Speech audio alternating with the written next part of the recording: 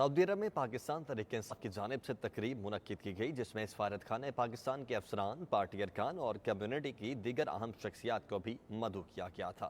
سعودی دارالحکومت ریاض میں پاکستان تحریک انصاف کے سینئر رہنما عامر بشیر کی جانب سے منعقدہ تقریب میں مقررین نے اظہار خیال کرتے ہوئے کہا کہ سمندر پار پاکستانی وزیر اعظم عمران خان کے ویژن کے ساتھ کھڑے ہیں اور سمجھتے ہیں کہ پاکستان درست سمت کی جانب بڑھ رہا ہے۔ وزیر اعظم عمران خان پاکستان کو سنگین حالات اور مشکل ترین فیصلے کر کے مشکلات سے نکال رہے ہیں اور ملک کی معاشی ترقی کو یقینی بنا رہے ہیں۔ شرکاء کا کہنا تھا کہ جس طرح وزیر اعظم اوورسیز پاکستان کا خیال رکھتے ہیں اور ان کی بہتری کے لیے پالیسیز لا رہے ہیں، اس پر ہم انہیں خراج تحسین پیش کرتے ہیں اور ہم ان کے ساتھ کھڑے ہیں۔ خان صاحب کا جو ویژن ہے وہ جو اوورسیز پاکستانی ہیں ان کو بہت زیادہ امپورٹنس دیتے ہیں، اور اس کی ایک مین ریزن یہ بھی ہے کہ آپ دیکھتے ہیں کہ ہر مہینے ریگولرلی ہم دیکھتے ہیں ان کا ایک ٹویٹ آتا ہے جس میں وہ یہ بتاتے ہیں کہ اوورسیز جو ہیں انہوں نے کتنی ریمیٹنسز جو ہے وہ پاکستان کو بھیجی ہے۔ تو یہ اوورسیز کی جو ریمیٹنسز ہے یہ ایک بیک بون ہے پاکستان کی معیشت کے لیے، اور یہ ہر مہینے جا رہی ہے۔ اس وجہ سے یہ لوگ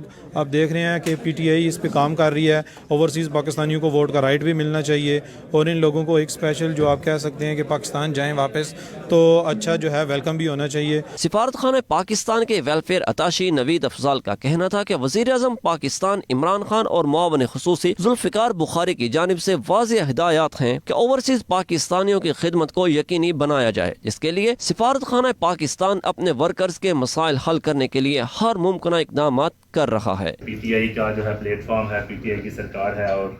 پرائم منسٹر عمران خان کا اور آپ کے جو ایس اے پی ایم ہے ذوالفقار بخاری، ان کا بھی ویژن یہی ہے کہ اوورسیز پاکستانی کی جتنی خدمت کی جائے اتنی جو ہے نا وہ کم ہے، ان کے مسائل کو ٹریک کریں،